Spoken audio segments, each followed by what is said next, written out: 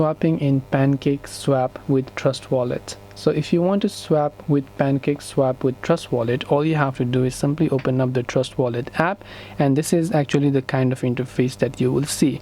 Now after you've done this, what you want to do is, if you want to actually swap it with Trust Wallet, you want to simply come to the Discover tab. Once you tap on the Discover tab and tap on the search bar, you want to simply search for PancakeSwap, right?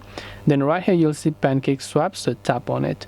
Now over here, first of all, if you have not yet collected your Trust Wallet account to this, you want to make sure to simply tap on the Connect Wallet option by simply entering your Trust Wallet option, then tapping on the Connect option right over here. Then once you've done that, you will be able to connect your Trust Wallet with PancakeSwap, and basically you will be able to swap your coins and everything else over here. This way, this is how you can swap in Pancake with Trust Wallet. Hope this video was very helpful. If you have got any questions, feel free to leave them down below.